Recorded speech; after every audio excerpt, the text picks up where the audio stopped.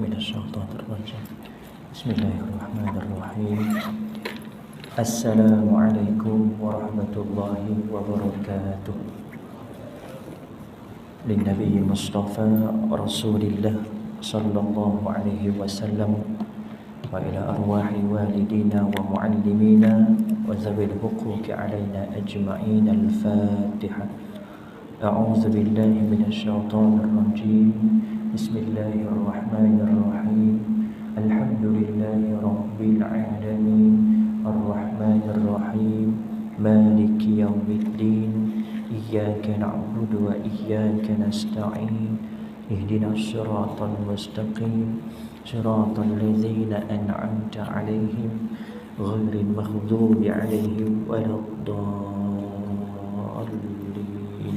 آمين إن الحمد لله نحمده ونستعينه ونستهديه ونستغفره ونعوذ بالله من شرور أنفسنا ومن سيئات أعمالنا من يهده الله فلا مضل له ومن يضلله فلا هادي له أشهد أن لا إله إلا الله وأشهد أن محمدا رسول الله اللهم صل وسلم على سيدنا محمد وعلى آله وأصحابه أجمعين سبحانك لا علم لنا إلا ما علمتنا إنك أنت العليم الحكيم رب اشرح لي صدري ويسر لي أمري واحلل عقدة من لساني يفقه قولي اللهم أنت ربي لا إله إلا أنت خلقتني وأنا عبدك وأنا على عهدك ووعدك ما استطعت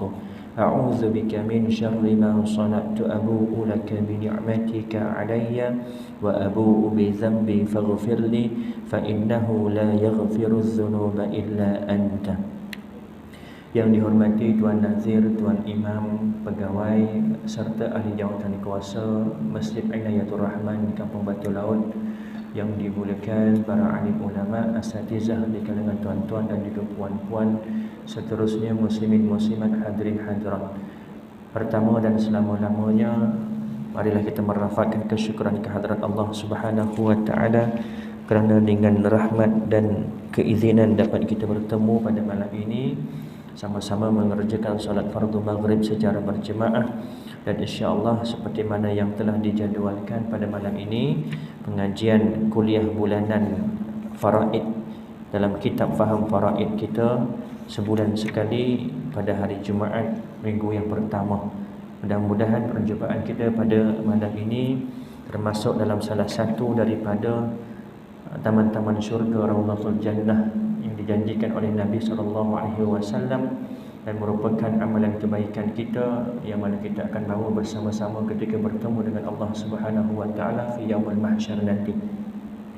Allah Subhanahu wa taala berfirman dalam surah An-Nisa ayat yang ke-7, a'udzubillahi minasyaitonir rajim lirrijali nasibum mimma tarakal walidani wal aqrabun walinnisa'i nasibum mimma tarakal walidani wal aqrabun mimma qalla minhu aw kathur nasiban mafruḍa.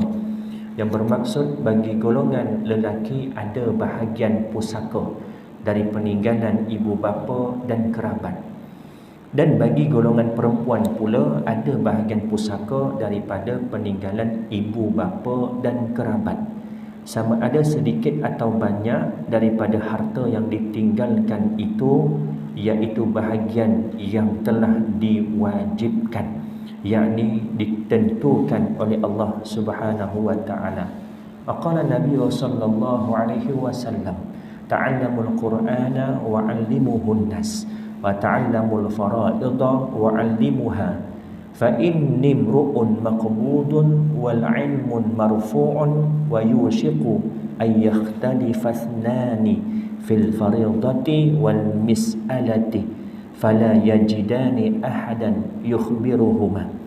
Nabi SAW bersabda yang bermaksud ta'allamul Qur'an wa 'allimuhun nas, pelajarilah Al-Quran dan ajarkan ia kepada manusia. wa ta'allamul fara'idha wa 'allimuha, dan ajarkanlah, pelajarilah ilmu faraid serta ajarkanlah ia. Sesungguhnya aku manusia biasa yang akan meninggal dunia. Sesungguhnya aku manusia biasa, kata Nabi, yang akan meninggal dunia juga, dan ilmu akan hilang, yakni dengan kematian yang mempunyai ilmu tersebut. Sesungguhnya aku sangat resah dan takut jika nantinya ada orang yang bertengkar tentang pembahagian warisan dan permasalahan lainnya, akan tetapi mereka tidak menemukan seorang pun yang sanggup meleraikan dan menyelesaikan masalah mereka. Hadis riwayat Imam Ahmad. Mudah-mudahan perjumpaan kita pada malam ini juga dalam konteks kita melaksanakan perintah Nabi SAW supaya belajar tentang faraid dan ajarkan kepada orang lain. Ajar kepada isteri kita, ajar kepada anak-anak kita, saudara mara kita, kawan-kawan terdekat kita, kerana ini adalah perintah Nabi SAW. Kenapa? Kerana kata Nabi SAW, aku juga manusia biasa yang akan mati, dan ilmu faraid juga akan hilang. Dengan apa? Dengan kematian alim ulama ataupun orang-orang yang memiliki ilmu tersebut. Dan aku risau, kata Nabi, satu masa nanti akan berlaku dua orang saudara berkelahi, bergaduh kerana harta pusaka, yang mana pada waktu itu tidak ada orang yang mampu untuk meleraikan, maknanya untuk menyelesaikan masalah mengikut faraid, sebab tak ada orang belajar dan tak ada yang mengajarkan. Dan insya-Allah, alhamdulillah, di kampung kita sekali sebulan, di Kundang sekali sebulan, di Tanjung Sepat 2 kali sebulan. Dan jujur saya tanya dengan pihak-pihak masjid dan surau-surau yang saya masuk mengajar faraid, termasuk di Bukit Canggang, di Sungai Buaya. Saya tanya, sebelum ini ada tak pengajian faraid? Sama ada berkitab ataupun macam kursus ataupun sekadar pengenalan berkait dengan faraid. Majoriti tak ada. Majoriti di masjid-masjid surau tiada. Walaupun ilmu ini ilmu fardu kifayah, maknanya sebahagian buat, yang lain tak payah. Bukan itu maksudnya, sebahagian buat, yang lain gugur tanggungjawab kewajipan untuk belajar sama. Tetapi apabila kita terlibat dalam faraid, maka fardu ain kepada setiap mukallaf untuk sekurang-kurangnya mengaplikasikan, mengamalkan. Kerana hukum belajar faraid fardu kifayah, hukum melaksanakan faraid adalah fardu ain kepada setiap mukallaf. Dan saya yakin kita semua akan terlibat, sama ada kita sebagai si mati, pemilik harta, ataupun kita sebagai waris yang mewarisi harta daripada ayah kita ke, ibu kita ke, datuk kita ke, adik-beradik kita ke, dan kita semua kemungkinan besar akan terlibat.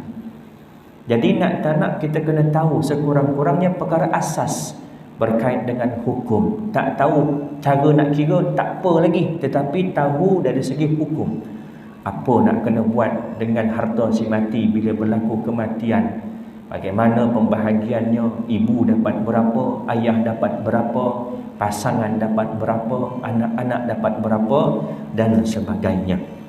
Malam ini kita sambung dalam muka surat yang ke-46. Yang lepas kita dah bincangkan tentang harta pusaka. Kita dah tentukan dan tahu yang mana harta pusaka, yang mana bukan harta pusaka. Setengah orang dia tak faham, bagi dia semua yang berkait dengan si mati harta pusaka. Tidak. Bila dikatakan harta pusaka, pemilikan sempurna yang halal yang dimiliki oleh si mati semasa hidupnya. Ini ta'rif yang ringkas supaya mudah kita faham. Bila kata harta pusaka, Yang wajib difaraidkan oleh waris, mestilah harta tersebut milik sempurna si mati semasa dia hidup, dan harta tersebut harta yang halal, patuh syariah. Ada harta yang tak patuh syariah, seperti contoh dividen, KWSP yang bukan Islamik. Sekarang KWSP dah ada dua, kita boleh pilih. Mana-mana yang belum tukar lagi akaun kepada Islamik, tukar segera. Ini untuk masa depan harta yang kita warisi kepada waris kita, anak-anak kita. Kalau mereka tak tahu, kita yang bersalah. Kalau mereka tahu, mereka akan asingkan yang mana halal, yang mana tidak halal. Dan kalau kita dah pilih awal-awal akaun kita akaun Islamik, insya-Allah semua dividen yang ada adalah patuh syariah, termasuk dalam harta pusaka. Dan ada juga harta-harta yang kadang-kadang waris salah faham, menganggap ianya harta faraid, padahal bukan. Seperti contoh sumbangan orang ketika datang layan. Kadang-kadang orang datang bagi dekat keluarga. Macam tempat saya di Sekincan masih lagi mengamalkan dalam satu bekas macam besin diletak beras. Jadi orang yang datang yang nak menyumbang, masukkan dalam beras duit tu. Tak tahulah apa sebabnya. Mungkinlah hikmahnya, tujuannya supaya duit tu tak terbang. Kawasan Bendang ni angin kuat, takut nanti terbang duitnya. Jadi letak sorok bawah beras. Dan salah satu lagi supaya orang tak nampak berapa kita bagi. Nak bagi RM1 ke RM5 ke, terpulang ikhlas masing-masing. Duit itu bukan harta faraid, bukan harta pusaka. Milik siapa? Milik waris yang ada di rumah. Terpulang pada mereka nak gunakan untuk apa, sama ada nak guna untuk jamuan keluarga di kalangan mereka, apa jua atas persetujuan mereka, tiada masalah dan tak terkait dengan faraid. Begitu juga pencen. Pencen ni kadang-kadang orang anggap, oh aku waris kepada si mati, aku abang dia, jadi aku ada hak dekat pencen dia. Tak. Pencen ni siapa dapat? Isteri. Saya contoh penjawab awam, ada isteri seorang, saya meninggal dunia, isteri saya akan dapat pencen. Dia seorang je yang dapat. Saya ada tanah, saya ada waris isteri, anak-anak dan juga ibu dan ayah, maka semuanya dapat mewarisi tanah saya. Pencen isteri saya seorang saja. Kadang-kadang orang salah faham, oh pencen pun dia nak juga. Tamak. Tamak maknanya apa? Mengambil hak orang lain masuk dekat poket dia. Muka surat 46. Harta yang kecil tetap menjadi harta pusaka. Bila mana berkait dengan si mati, maka ianya dikatakan harta pusaka. Sama ada harta yang besar nilainya ataupun harta yang kecil, sekalipun sebatang pen, maka ianya juga termasuk dalam harta pusaka yang wajib difaraidkan. Sekalipun hanya sehelai baju, sekalipun hanya slipper, kasut, jam tangan dan sebagainya. Kerana asasnya harta yang kita miliki di dunia ini hanya pinjaman kepada kita, dan milik tunggalnya siapa? Allah. Bila kita mati, semuanya akan dipulangkan kepada Allah, dan Allah akan kembalikan semula kepada waris-waris kita dengan kaedah pengiraan faraid. Semua harta si mati diambil kira sama ada nilainya besar atau kecil, seperti tanah, rumah, kereta, wang tunai, perabot rumah, peti ais, pinggan mangkuk, jam tangan, cincin, telefon, baju, kasut, pen, duit 5 sen dan lain-lain. Semuanya adalah harta pusaka yang wajib difaraidkan. Wajib di sini hukum syarak. Bila kata wajib, satu tuntutan yang lazim mesti dibuat. Bila tak buat berdosa. Bukan sunat. Sunat tuntutan juga, tetapi tuntutan yang tidak lazim. Bila tak buat tak berdosa, tetapi wajib mesti kena buat. Bila tak buat berdosa. Siapa berdosa? Waris berdosa. Kerana yang membahagikan pusaka ini di kalangan waris. Bila mana mereka tidak membahagikan pusaka mengikut faraid yang telah diwajibkan oleh Allah, maka mereka semua akan berdosa. Haram mengambilnya jika kira nilainya besar atau kecil tanpa mendapat keizinan seluruh ahli waris yang berhak terhadap harta pusaka tersebut. Dalam ilmu faraid dinamakan sebagai takharuj. Takharuj ni maknanya apa? Keluar daripada perkataan kharaja. Dalam bahasa Arab kharaja keluar. Takharuj keluar daripada kaedah faraid. Bila kata takharuj, keluar satu perbuatan yang mana dimulai dengan masuk. Contoh, saya jumpa dengan kawan dekat luar masjid. Dia tanya, dari mana? Baru keluar dari masjid. Keluar dari masjid. Bermakna sebelum tu saya masuk ke dalam masjid. Tak jadi kalau saya kata saya keluar dari masjid tapi tak masuk lagi sebelum tu. Itu bukan istilah keluar dari masjid. Sama juga taharus dalam faraid. Keluar daripada faraid bermakna sebelum itu mesti kena faraid dulu. Syekh Said Saltut merupakan ahli jawatan kuasa Darul Ifta, pejabat jabatan mufti satu Mesir. Kita jabatan mufti negeri Selangor, wilayah persekutuan Pahang ikut negeri-negeri. Tetapi di Mesir ada satu jabatan mufti dinamakan Darul Ifta. Salah seorang ahli jawatan kuasanya Syekh Said Saltut pernah ditanya oleh anak muridnya Ustaz Harun Nizam bin Mat Husin orang Malaysia, Syekh Ruwaq Jawi yang baru-baru ni menjadi penterjemah semasa Syekh Ali Jumaah, Dr. Ali Jumaah datang ke Selangor. Ustaz Harun Nizam menjadi penterjemah. Saya tanya dengan Ustaz Harun Nizam, saya kenal dia kerana dia sahabat merangkap guru saya waktu di Mesir. Ustaz, bagaimana harta yang seseorang itu dapat daripada ayah atau ibunya melalui pusaka, yang mana sebelum tu dia dapat tidak mengikut faraid. Maknanya dia dapat harta pusaka tak ikut faraid daripada ayahnya, daripada atuknya. 3-4 keturunan tu tak bagi ikut faraid. Bagaimana kita sekarang ni, status kita yang dapat ni? Kita tahulah sebab kita mengaji. Mungkin yang atas kita, yang atas kepada atas kita tak tahu. Maka mereka membahagikan mengikut persetujuan. Kita yang tahu. Jadi saya tanya dengan Ustaz Harun Nizam bagaimana. Dia kata saya pernah tanya dengan guru dia, Syekh Said Saltut, berkenaan perkara ini. Apa kata Syekh?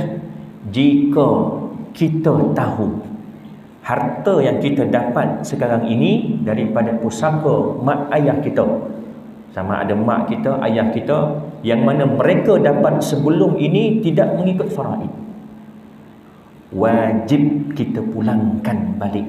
Jika bahagian ibu atau ayah kita tadi melebihi daripada perkiraan faraid yang mereka patut dapat. Biasanya yang lelaki tak ada masalah, sebab biasanya yang berlaku pembahagian pusaka sama rata. Ini biasa, sama rata. Boleh tak Ustaz nak bagi sama rata? Boleh, dengan cara takharuj. Nanti kita akan masuk takharuj nanti, buatan muka surat 262 belakang lagi 262. Kita baru muka surat 46, tapi saya ceritakan secara ringkas. Jadi bila mana kita tahu harta yang kita dapat itu, yang mana mak ayah kita dapat bukan melalui faraid, dan kita tahu sepatutnya mak kita dapat 2,000 contoh, tetapi pusaka yang bahagian mak kita dapat 3,000, dan bila mak kita meninggal dunia, kita pula yang mewarisi.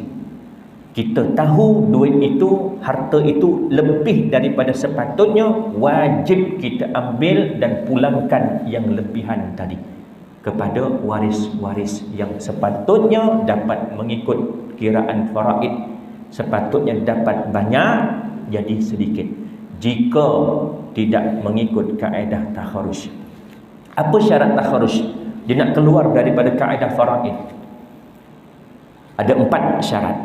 Yang pertama, di kalangan ahli waris mesti kena tahu dahulu bahagian mereka mengikut faraid masing-masing. Yang banyak berlaku tak tahu dulu, terus bahagi sama rata. Ini syarat yang paling utama yang ulama letakkan, nak bagi sama rata ke, nak muafakat ke, tak kisah, halal jika cukup syarat. Antara syarat utamanya di kalangan ahli waris mestilah tahu dahulu berapa bahagian mereka mengikut perkiraan faraid.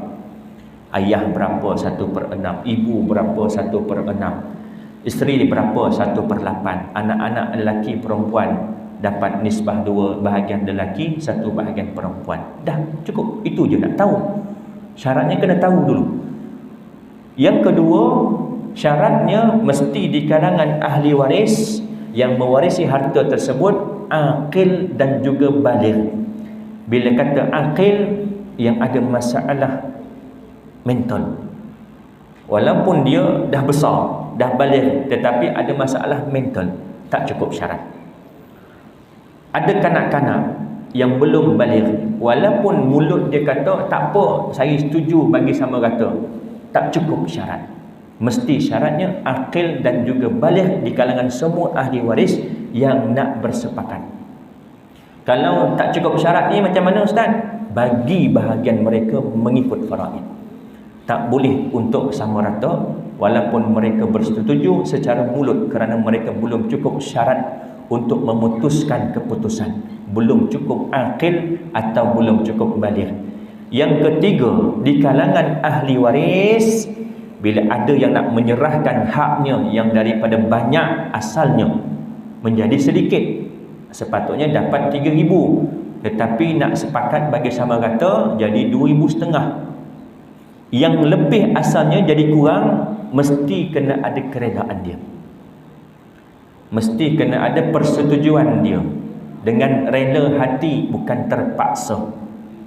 Kalau dia tak setuju, aku tak setuju, aku nak bahagian aku mengikut faraid. Kalau ikut faraid dapat banyak, dapat 3,000, tapi bila nak bagi sama rata kira-kira dapat 2,500 seorang, kurang 500. Aku tak nak, aku nak 3,000, bahagian aku mengikut faraid.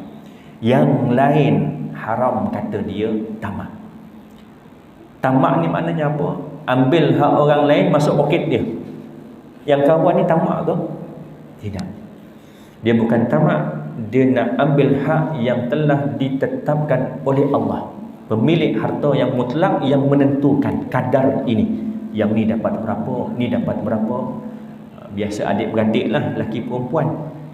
Perempuan ni jangan tanya setuju, dia suka je, dia nak je, sebab daripada asalnya sikit. Bila sama rata jadi banyak. Ini yang banyak ni jadi sikit. Apa hikmah? Kena tahu dulu, dan kena ada keredaan selepas tahu, supaya bila akan datang sampai satu tempoh dia tak menyesal. Contoh, dia bahagi dulu 10 tahun lepas, waktu tu tak tahu berapa bahagian faraid dia. Semua setuju, kami setuju ustaz. Tak cukup syarat, tak boleh. Apa syaratnya? Tak tahu dulu berapa bahagian mengikut faraid. Kami setuju. 10 tahun akan datang, baru dia tahu bahagian dia mengikut faraid berapa. Kawan dia tanya, Mat, dulu kau dapat harta pusaka banyak mana? Dulu dapat, kami ada 4 orang, 2 lelaki 2 perempuan, dapat seorang seekar, ada 4 ekar tanah.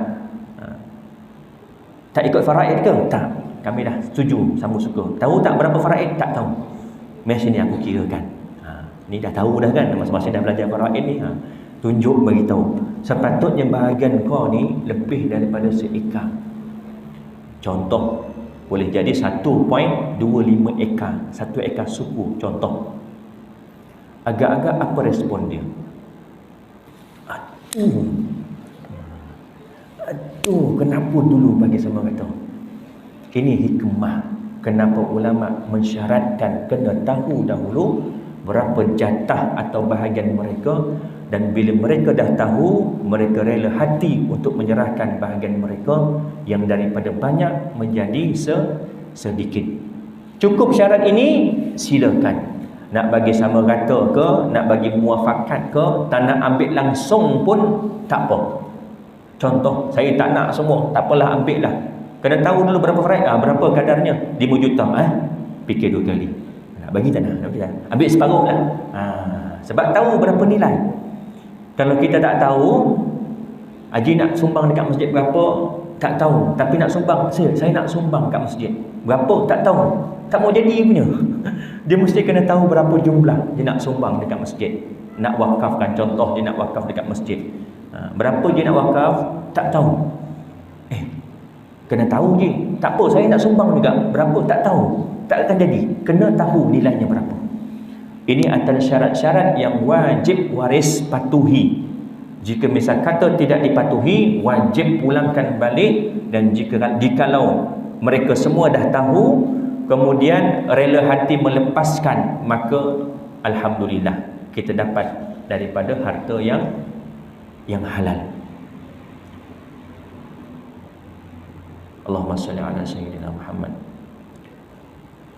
Dalam ilmu faraid dinamakan sebagai takharuj, iaitu melepaskan hak faraid. Topik ini akan dikupas dalam bahagian pengiraan nanti. Keizinan daripada ahli waris itu memerlukan kepada beberapa syarat. Yang pertama, ahli waris telah akil baligh, macam saya katakan tadi. Yang kedua, ahli waris pandai menguruskan harta. Pandai menguruskan harta, ada setengah ulama dikatakan termasuk orang yang akil.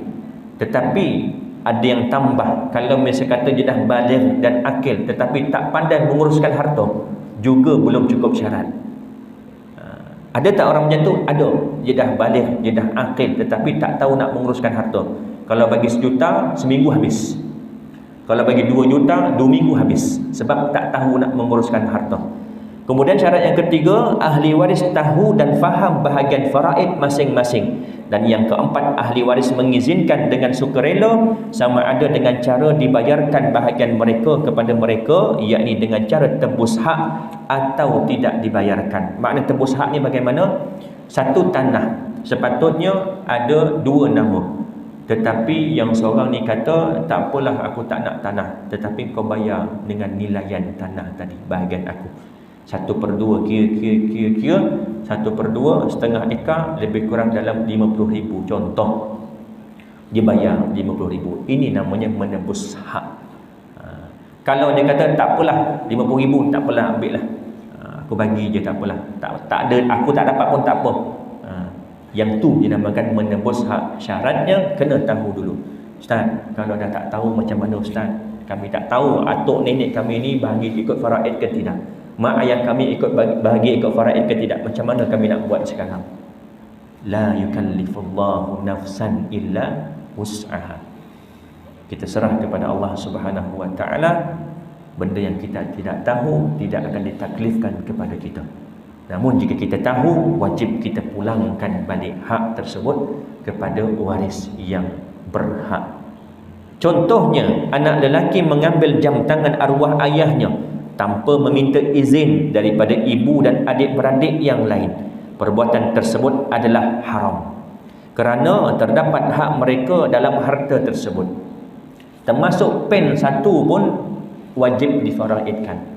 Jam tangan lah kita nak ambil satu harta yang kira ada nilai. Contoh, yang waris ada ibu, makna isteri si mati. Kemudian ada anak-anak si mati, seorang lelaki, seorang perempuan.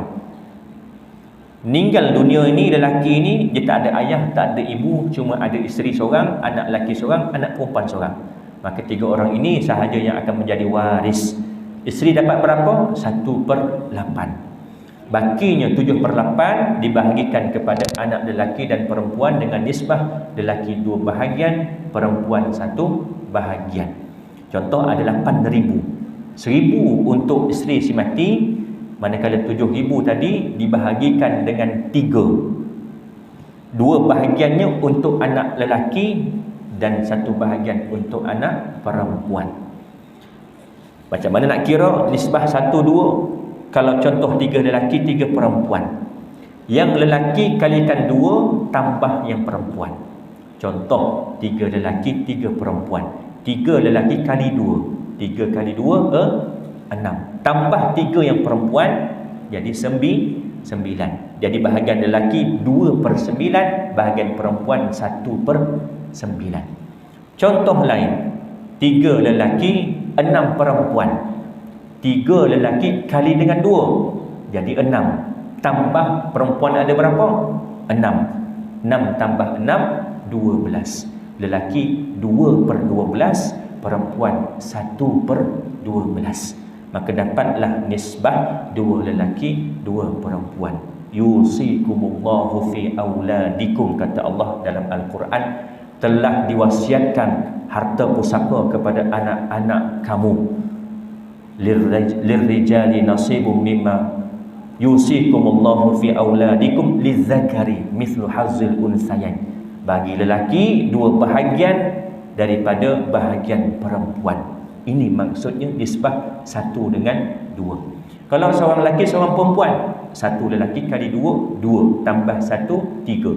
2/3 lelaki, 1/3 perempuan. Jadi bagi 7,000 tadi, 2/3-nya adalah milik lelaki, 1/3 milik perempuan. Anak lelaki tadi ambil jam tangan arwah ayahnya. Dekat jam tadi ada tak hak maknya, isteri si mati? Ada, 1/8. Daripada jamnya tadi ada tak hak kepada adik perempuannya? Ada. Berapa? 1/3 daripada 7 baki tadi, daripada lepas ibu. Maka wajib si anak lelaki ini tanya dengan maknya. Mak, ini jam arwah ayah, saya nak, boleh tak saya nak bahagian mak yang ada dekat jam ini? Tak apalah, ambillah. Sebab saya suka jam ni mak. Tak apalah, ambillah, lepas kita dengan mak kita.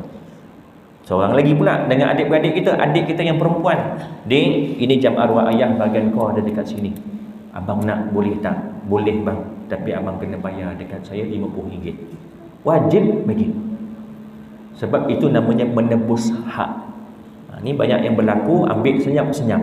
Barang kemas arwah maknya disapu habis, senyap-senyap. Tak bagi tahu dengan waris-waris yang lain. Gelangnya, rantai emasnya, cincinnya, subangnya, ambil senyap-senyap. Dekat situ ada hak waris-waris yang lain. Makan yang haram, fannaru aula bih. Kullu lahmin, kata Nabi, tiap-tiap daging yang masuk dalam mulut, min haramin, dari sumber yang haram, fannaru aula bih, maka nerakalah tempat utamanya. Na'udzubillah min zalik. Contohnya, anak lelaki mengambil jam tangan arwah ayahnya tanpa meminta izin daripada ibu dan adik-beradik yang lain. Perbuatan tersebut adalah haram kerana terdapat hak mereka dalam harta pusaka. Harta yang kecil yang sukar dibahagikan seperti kain, pensil dan sebagainya perlu dikumpulkan pada satu tempat. Ahli waris akan berbincang tentang pembahagian tersebut berdasarkan syarat-syarat di atas. Tak mesti nak kena bahagi, sekurang-kurangnya bahagian masing-masing tahu berapa setiap barang ni. Contoh air ni, bahagian mak ada 1/8.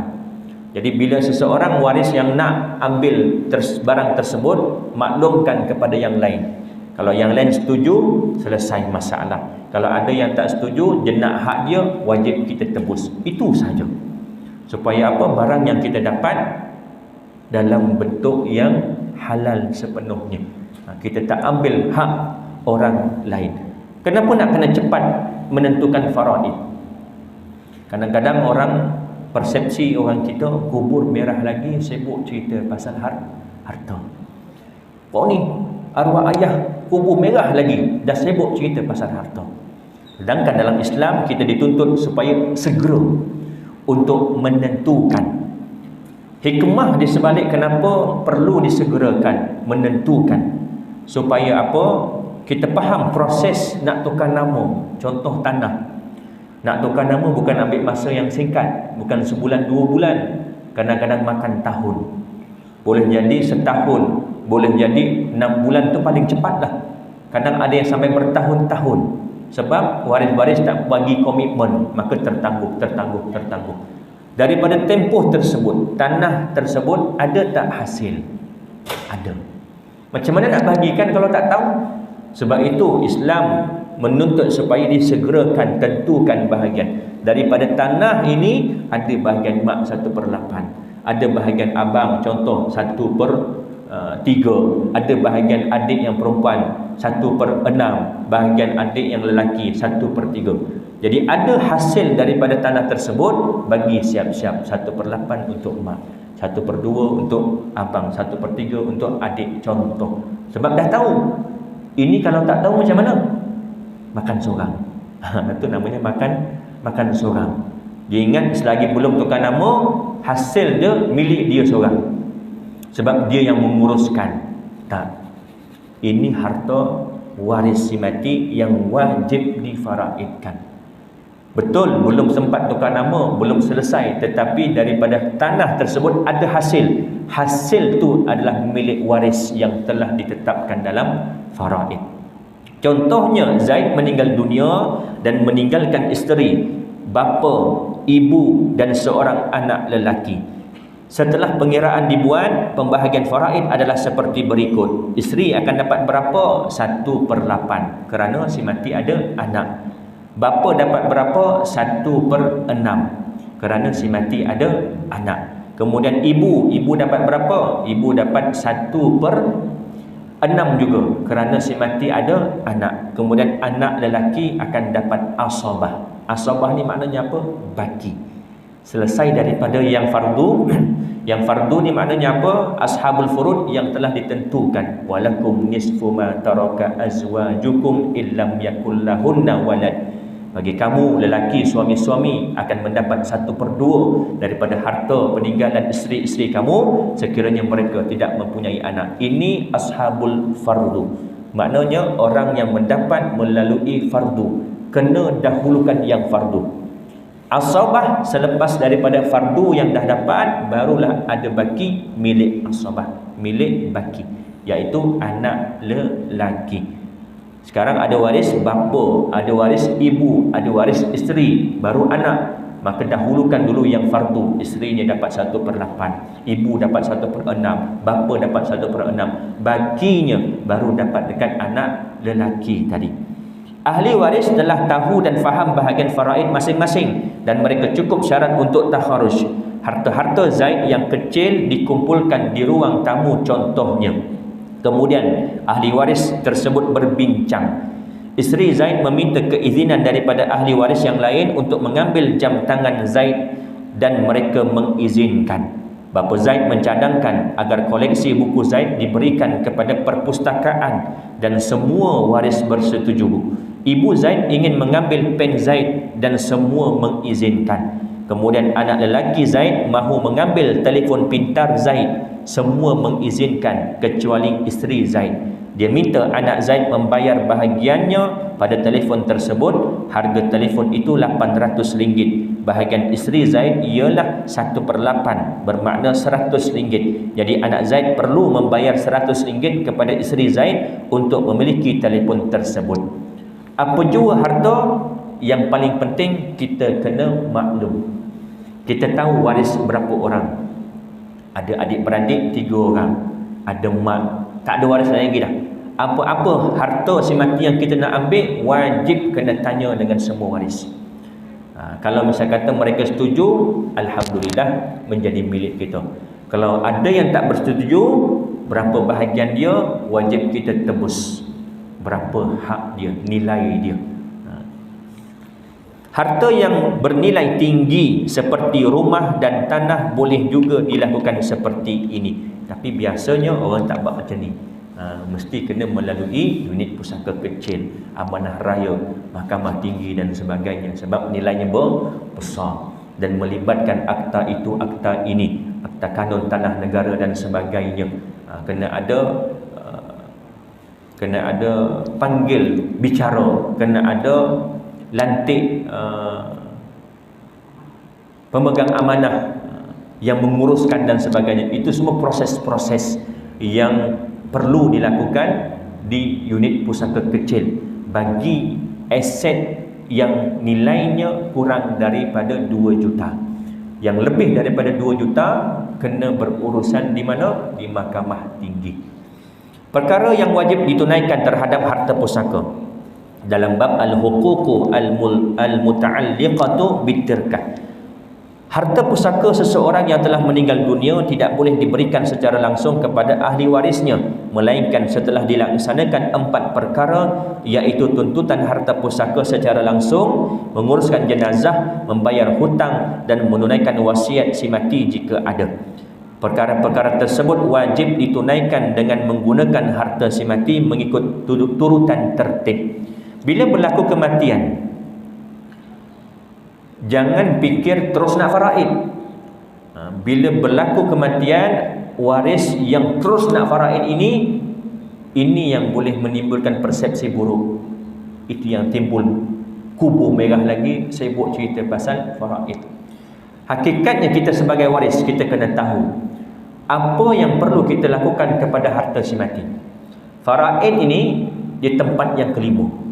Sebelum daripada proses faraid, ada 4 perkara yang waris wajib lakukan daripada harta si mati.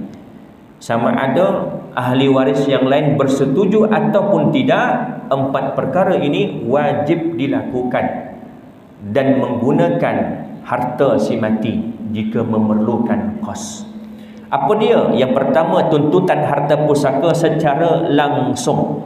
Apabila seseorang Muslim meninggal dunia, perkara yang pertama sekali yang perlu dilakukan dengan segera ialah menjelaskan tuntutan harta secara langsung. Terdapat beberapa tuntutan yang mempunyai hubungan secara langsung dengan harta si mati yang perlu diselesaikan mengikut turutan tertib seperti berikut. Yang pertama, zakat. Jika si mati belum sempat mengeluarkan zakat hartanya yang telah cukup haul dan nisab, maka wajib ditunaikan zakat tersebut. Yang kedua, gadaian. Jika si mati masih belum melangsaikan hutang gadaian, maka pemberi hutang berhak menuntut hutangnya atau menjual barang gadaian tersebut. Harta tu milik si mati masih hidup tetapi digadaikan pergi ke arah tu. Meninggal dunia, selagi mana tak ditebus, harta tersebut tidak termasuk dalam harta pusaka, tidak termasuk dalam harta faraid. C. Kos penempatan isteri beriddah selama 4 bulan 10 hari. Yang ni ramai terlepas pandang. Bila berlaku kematian suami, maka isteri ini dia ada hak nafkah tempat tinggal. Selama mana? Selama tempoh iddahnya masih ada. Berapa iddah perempuan yang kematian suami? 4 bulan 10 hari. Kalau rumah tu rumah yang sendiri, maknanya dah pemilikan sempurna, tak ada bayaran sewaan, tak ada bayaran bulanan dekat bank dan sebagainya, maka tak berkait, tak ada kaitan. Tetapi jika ada, maka kos itu, contoh rumah sewa, isteri arwah ini duduk di rumah sewa dengan arwah semasa hidup, arwah meninggal dunia, dia masih lagi duduk di situ, dan sewa itu wajib diambil daripada harta si mati, dibayarkan selama tempoh 4 bulan 10 hari. Ini pun ramai yang terlepas pandang. Ini hak bagi isteri si mati. Selama tempoh dia berkabung, kita panggil berkabung lah, beriddah 4 bulan 10 hari. Dan pinjaman, jika si mati meminjam wang dan meninggal dunia sebelum menggunakan wang tersebut, maka dikembalikan wang itu kepada pemberi hutang. Arwah ada pinjam duit 10,000, dah terguna 1,000, 9,000 lagi ada bawah bantal, maka waris wajib pulangkan yang 9,000 tadi kepada pemberi hutang. Dan selepas itu nanti baru ada step bayar hutang pula. Ini step yang pertama, tuntutan harta pusaka secara langsung. Yang kedua, urusan jenazah. Bila kata urusan jenazah, pakai kos ke tidak? Sekarang ni semua pakai duit, tak ada yang percuma. Masuk tandas pun kena bayar. Nak percuma, anak-anak urus sendiri. Anak-anak mandikan, anak-anak kapankan, anak-anak kebumikan, gali sendiri lubang kubur, anak-anak yang buatkan keranda, anak-anak yang jadi imam solat jenazah, barulah tak ada bayaran. Tapi kalau misal kata ada pihak yang mengenakan kadar bayaran, untuk urusan kafan sekian-sekian bayaran, untuk pengebumian sekian-sekian bayaran, wajib waris ambil harta si mati, bayar kepada pihak tersebut. Kerana ini kewajipan yang mesti dibuat, fardu kepada si mati, wajib waris gunakan harta si mati. Seterusnya, perkara kedua yang wajib ditunaikan ialah menjelaskan kos pengurusan jenazah. Ada 4 perkara yang menjadi kewajipan dalam menguruskan jenazah, iaitu memandikannya, mengkafankannya, solat ke atasnya dan mengkebumikannya. Kewajipan tersebut merupakan kewajipan fardu kifayah mengikut ijma' ulama. Kebanyakan kewajipan-kewajipan tersebut memerlukan kos yang semuanya itu dibayar dengan harta si mati.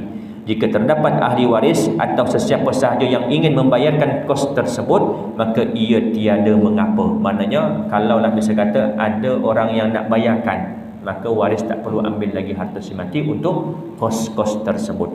Ataupun ada si mati ini masa hidup mencarum khairat kematian. Ada setengah-setengah masjid, kebanyakan sekarang ni bukan setengah lagi dah, kebanyakan ada tubuhkan khairat kematian. Jadi ahli carum, tengok tempat lah, sama ada carum secara bulanan ke, ataupun bila ada kematian, ahli carum RM10 masuk dalam tabung khairat kematian. Bila berlaku kematian di kalangan ahli, maka tak perlu bayar langsung. Maka pada ketika itu waris tak payah ambil lagi harta si mati untuk pengurusan jenazah tadi. Kebiasaannya pihak masjid dan surau mempunyai skim caruman khairat kematian. Skim ini merupakan salah satu usaha untuk meringankan beban si mati dalam melangsaikan kos pengurusan jenazah. Perbelanjaan mengkafankan mayat bermaksud kos membeli kain kafan dan perkakas yang berkaitan dengannya seperti kapur barus, kayu gaharu, kapas dan sebagainya. Kita beri laluan azan isyak sebentar, kemudian kita sambung sedikit insya-Allah. La ilaha illallah. Allahumma salli ala sayyidina Muhammad wa ala alihi wa sahbihi wa barik wa sallim. Allahumma rabb hadhihi da'wati tammah wa salatul qa'imah ati sayyidina Muhammadin wasilata wa fadilah wa ba'athu maqamal mahmudan alladhi wa'adta innaka la tukhliful mi'ad. Kita sambung sedikit, habiskan yang nombor 2, bahagian pengurusan jenazah. Yang 3 dan 4 nanti kita akan sambung. Sementara bagi upah memandikan, mengusungkan dan menggali kubur diberikan kepada mereka yang mahu diberikan upah. Kalau yang tak mahu, jangan dipaksa bagi, sebab ini berkait dengan harta pusaka.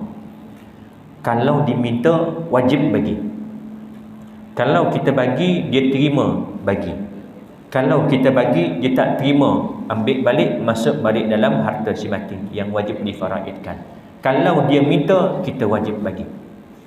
Kerana ini upah, harus seseorang itu mengambil upah. Ini bukan isu menjual agama ke apa ke, tidak. Ini isu apa? Isu kos. Masa dia kita ambil, tenaga dia kita ambil. Dan kebanyakan orang-orang begini yang saya jumpa, mereka ni ada kerja dan mereka terpaksa separuh hari kerja, berhenti ataupun cuti sehari itu semata-mata nak menguruskan jenazah arwah ayah kita, arwah ibu kita, dan gajinya kena tolak.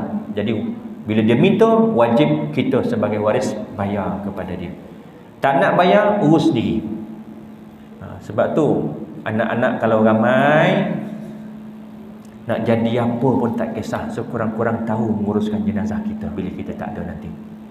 Ini ilmu fardu ain yang wajib sebagai mak ayah bagi didikan kepada anak-anak. Masukkan dalam sekolah agama. Tak dapat sekolah agama, hari cuti sekolah hantarkan dekat kursus-kursus pengurusan jenazah dan sebagainya, supaya bila mereka dah besar nanti, kita tak ada, kita mati, mereka yang menguruskan sendiri. Beza tuan-tuan, beza orang lain mandikan jenazah dengan anak-anak sendiri yang akan mandikan jenazah. Beza orang lain yang mengimamkan solat jenazah dengan anak-anak sendiri yang mengimamkan solat jenazah. Orang yang mandikan, dia mandi macam biasa. Macam mana mayat lain, jenazah lain, dia mandi macam biasa. Tapi bila anak sendiri yang memandikan, agak-agak macam mana? Dia akan ingat ini tangan yang menyuap, makanan masuk mulut dia. Dia akan ingat ini tangan yang mencari nafkah untuk dia. Jadi bila dia ingat benda tu, dia buat dalam keadaan bersungguh-sungguh. Dan setiap air yang dialirkan diiringi dengan doa. Allahumma ighfir lahu, Allahumma ighfir laha, ampunkan dosa dia. dan pasti akan dimakbulkan kerana doa anak yang soleh dan solehah. Iza mata ibnu Adam, kata Nabi, in qata'a amaluhu illa thalatha. Bila kita anak Adam mati, akan terputus semua amalan kita melainkan 3 perkara. Apa dia? Antara salah satunya adalah doa anak yang soleh dan solehah. Anak kita kalau soleh, solehah, jaga solatnya, tahu agamanya, pelihara agamanya, puasa tak tinggal, yang haram dijaga, yang halal dibuat, yang wajib dibuat, insya-Allah doa dia kepada kita tak ada hijab, terus dimakbulkan oleh Allah Subhanahu wa taala. Rezeki yang kita infakkan semasa kita hidup dalam bentuk wakaf. Makna wakaf apa dia? Terhenti pemilikan kita. Wakaf daripada perkataan waqafa, berhenti. Apa yang berhenti? Hak kita pada harta tersebut dah terhenti. Menjadi milik siapa? Milik Allah. Sebab tu kalau di Mesir, di Arab, kalau Quran kita wakaf, dia tulis wakaf lillah, wakaf untuk Allah. Maknanya ini harta wakaf, bukan lagi milik si pemberi, dah terputus hak dia. Selagi mana digunakan harta tersebut, si mati dapat pahalanya, tak akan terputus. Lagi satu apa? Ilmu yang bermanfaat, ilmu yang diajarkan, kemudian orang lain amalkan. Dia mati, kemudian diamalkan ilmunya oleh orang lain, tidak akan terputus amalannya sampai bila? Selagi mana hartanya diguna pakai, selagi mana ilmunya diamalkan, diajarkan kepada orang lain, selagi mana doa-doa daripada anak yang soleh dan solehah masih ada, akan berterusan dapat kepada si mati walaupun dia dah meninggal dunia. Ahli waris boleh menggunakan harta mereka untuk diberikan sebagai hadiah atau sedekah. Mana tadi? Sebahagian sementara bagi upah memandikan, mengusungkan dan menggali kubur diberikan kepada mereka yang mahu diberikan upah. Manakala mereka yang tidak mahu menerima upah, maka tidak boleh diberikan harta pusaka si mati kepada mereka sebagai hadiah atau sedekah. Kalau kita nak bagi juga, kita tahu dia ni memang tak nak duit, tapi kita nak bagi dalam bentuk hadiah, nak bagi makanan ke, nak bagi apalah selain daripada duit, maka duit ni tadi, makanan ni tadi, jangan ambil daripada harta pusaka si mati, ambil daripada collection anak-anak ataupun waris. Ahli waris boleh menggunakan harta mereka untuk diberikan sebagai hadiah atau sedekah. Kos pengurusan jenazah berbeza mengikut keadaan si mati ketika hidup dan juga tempat tinggalnya, seumpama perbelanjaan di bandar lebih tinggi daripada perbelanjaan di kampung. Jangan heran kalau di bandar, di Pekan, kos khairat kematian ada yang mencecah 7-8 ribu.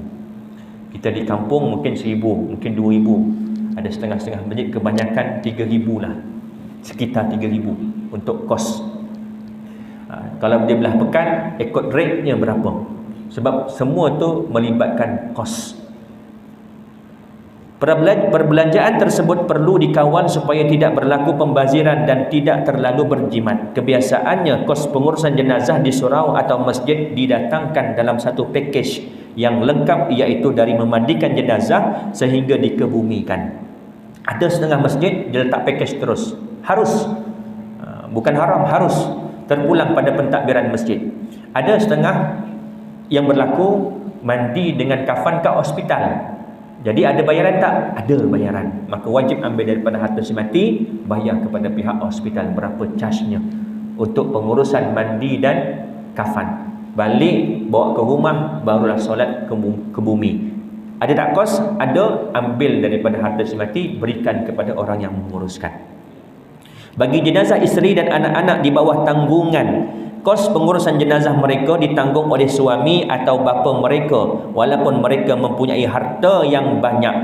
Ingat, bagi si mati ini di kalangan isteri dan anak-anak yang di bawah tanggungan, maknanya anak-anak yang masih lagi belum bekerja, belum lagi memiliki harta, belum lagi memiliki pekerjaan, maka tanggung urusan pengurusan jenazah. Siapa yang wajib tanggung? Ayahnya, suaminya.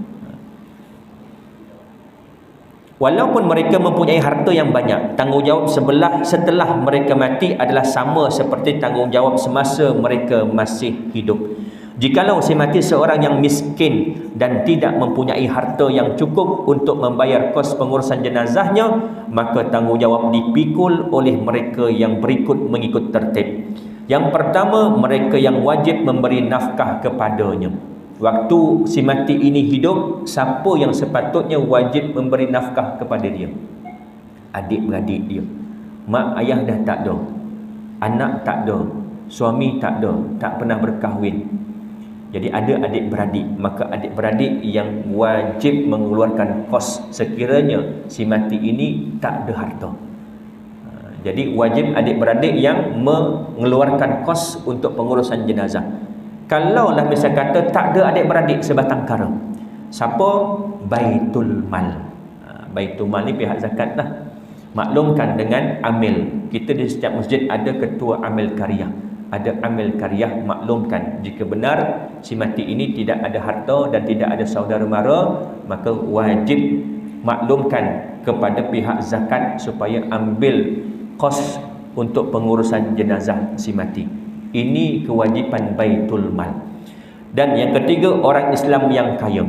Kalau misal kata Baitul Mal pun tak ada, sebab tak semua negara ada Baitul Mal. Kita alhamdulillah di Selangor ni kita ada lembaga zakat Selangor. Walaupun macam-macam persepsi buruk orang timbulkan untuk memburukkan institusi lembaga zakat Selangor, tetapi audit mereka tidak pernah ada yang query. Tidak ada yang pernah kena tangkap sebab menyeleweng dan sebagainya. Musuh Islam ni macam-macam cara dia nak jatuhkan Islam. Sama ada nak jatuhkan kepribadian, sama ada nak menjatuhkan institusi, masjid, agensi-agensi yang menguruskan harta umat Islam, zakat. Jadi timbul macam-macam fitnah. Buat satu cerita yang ni mohon tak pernah dapat dan sebagainya. Bila disemak-semak, oh yang ni dah pernah dapat lebih daripada satu jenis bantuan. Rumah sewa dapat, anak sekolah dapat, bantuan bulanan dapat. Ini banyak berlaku. Saya tahu sebab apa? Sebab kawan-kawan saya ramai yang bekerja di lembaga zakat Selangor. Bila kita bagi satu video ataupun video-video yang viral, dalam video dia ceritalah macam-macam. Pergi dekat situ tak dapat, pergi dekat sini tak dapat, zakat tak bagilah apa semua. Bila disemak-semak, rupanya pemohon, penerima ini dah dapat macam-macam bantuan zakat. Ini salah satu cara dia nak memburukkan. Tak ada sebab kenapa kita nak bagi zakat kepada tempat lain, melainkan memang ada kepincangan. Persoalannya, adakah kepincangan dalam lembaga zakat Selangor? Kalau ada, adukan, biar pihak berkuasa yang mengadili. Tuan-tuan, saya waktu di Mesir, di Azhar, dibiayai sepenuhnya oleh lembaga zakat Selangor. Duit tuan-tuan yang mungkin tuan-tuan bayar zakat, saya gunakan makan kat sana. Saya ada 12 adik-beradik, 8 orang lelaki. Mak tak kerja, ayah kerja petani, sawah mentang. Tapi 6 orang adik-beradik saya lelaki, ayah saya hantar ke Azhar Mesir. Duit siapa? Duit tuan-tuan. Duit orang yang membayar zakat. Yang tu kami gunakan untuk makan hidup kat sana. Dan sekarang zakat bukan hanya kepada orang fakir miskin. Kalau tuan-tuan lihat, banyak bantuan zakat yang zakat bagi. Dari segi bantuan bulanan kepada ibu tunggal, anak-anak yang nak melanjutkan pelajaran, yang tahun lepas anak-anak yang sekolah rendah, sekolah menengah pun dapat zakat. Yang nak mulakan perniagaan, zakat bagi bantuan dalam bentuk lori, kemah, dapur dan sebagainya. Jadi atas alasan apa lagi kita tak nak bagi zakat? Dan zakat ini satu-satunya urusan di bawah pemerintah. Sebab tu zaman Khalifah Abu Bakar As-Siddiq, selepas kewafatan baginda Nabi SAW, ada golongan umat Islam pada ketika itu tak nak bayar zakat. Mereka menganggap bila kewafatan baginda Nabi SAW, zakat dah tak wajib lagi. Apa tindakan Abu Bakar As-Siddiq? Memerangi mereka yang enggan membayar zakat. Kerana zakat ini adalah di bawah pengurusan pemerintah. Wajib bagi pemerintah mengumpulkan harta kemudian diagihkan kepada yang sepatutnya. 8 asnaf, fakir, miskin, fisabilillah, mu'allaf, orang yang berhutang dan sebagainya, mengikut turutan-turutan yang lebih diutamakan. Perhatian jamuan kenduri tahlil arwah, hadiah kepada jemaah solat jenazah, sedekah kepada pembaca Al-Quran dan sebagainya tidak termasuk dalam kos pengurusan jenazah. Tidak boleh menggunakan harta pusaka si mati bagi tujuan tersebut. Yang ini bukan termasuk 4 perkara yang fardu kifayah. Yang 4 perkara yang wajib waris ambil harta si mati untuk menguruskan mandi, kafan, solat ke bumi. Kalau selain daripada itu, nak buat majlis tahlil arwah ke, ataupun nak bagi hadiah kepada yang datang solat jenazah ke, ataupun nak bagi sagu hati kepada pembaca Al-Quran ke, kan ada setengah-setengah tempat dia buka, siapa nak baca Al-Quran 1 juzuk kepada niatkan pahalanya disedekahkan kepada arwah.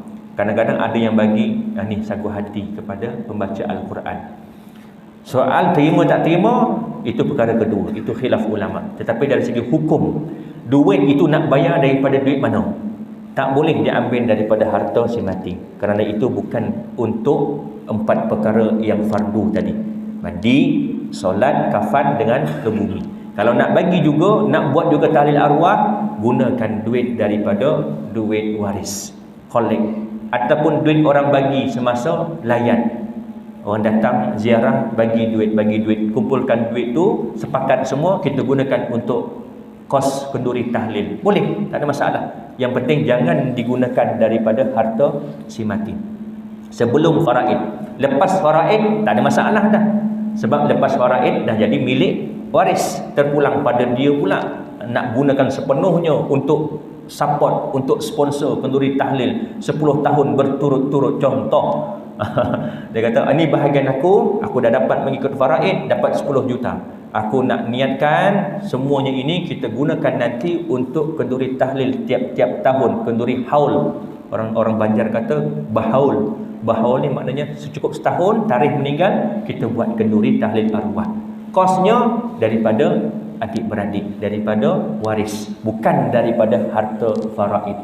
Bukan daripada harta faraid sebelum pembahagian faraid.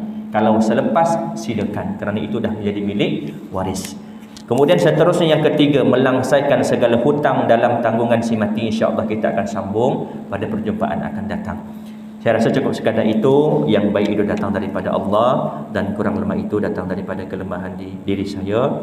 Saya mohon maaf, mohon ampun. Andai terkasar bahasa, terkuris hati tuan-tuan dan juga puan-puan, kita tangguh dengan tasbih kafarah dan suratul Asr. Subhanakallahumma bihamdika, asyhadu an la ilaha illa anta, astaghfiruka wa atubu ilaih. Bismillahirrahmanirrahim.